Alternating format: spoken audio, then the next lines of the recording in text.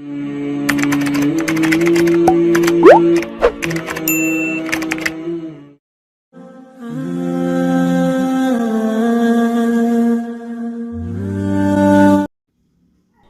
علی رضی اللہ تعالیٰ عنہ نے فرمایا، کفر کے بعد سب سے بڑا گناہ کسی کی دل آزاری ہے۔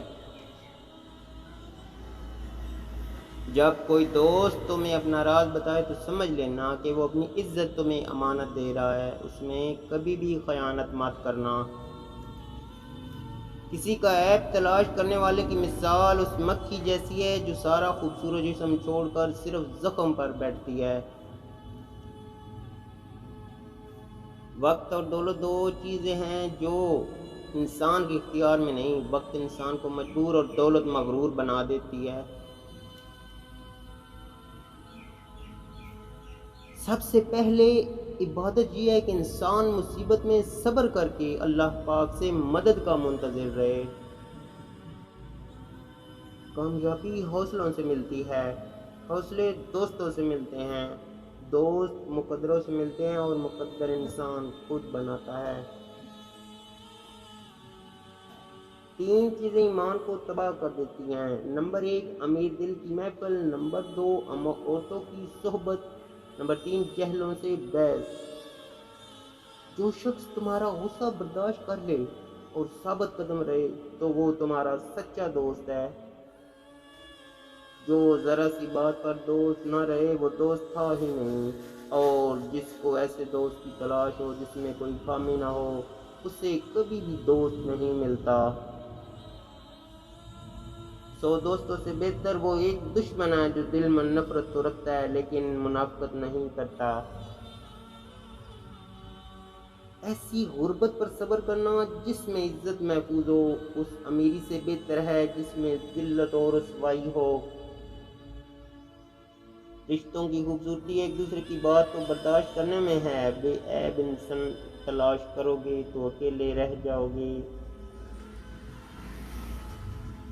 انسان کے کردار کی 2 منزلیں ہیں، دل میں اتر جانا یا دل سے اتر جانا۔ زندگی کی اصل خوبصورتی یہ نہیں کہ آپ کتنے خوبصورت ہیں، بلکہ زندگی کی اصل خوبصورتی تو یہ ہے کہ دوسرے آپ سے کتنے خوش ہیں۔ دوستوں کے غم میں ہر حال میں شامل ہوا کرو، لیکن خوشیوں میں تب تک نہ جانا جب تک وہ تمہیں خود نہ بلائیں۔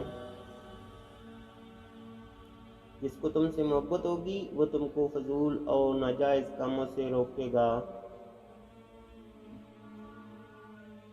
تمہارا ایک ہی رب ہے پھر بھی تم اسے یاد نہیں کرتے، لیکن اس کے کتنے بندے ہیں پھر بھی وہ تم کو نہیں بھولتا۔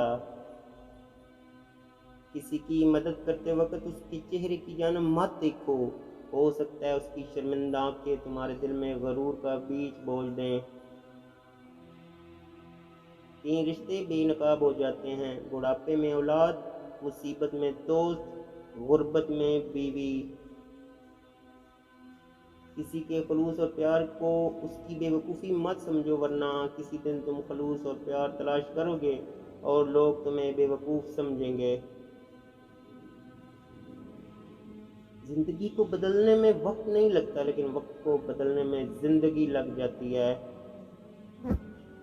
نیک لوگوں کی صحبت سے ہمیشہ بھلائی ہی ملتی ہے، کیونکہ ہوا جب پھولوں سے گزرتی ہے تو وہ بھی خوشبودار ہو جاتی ہے۔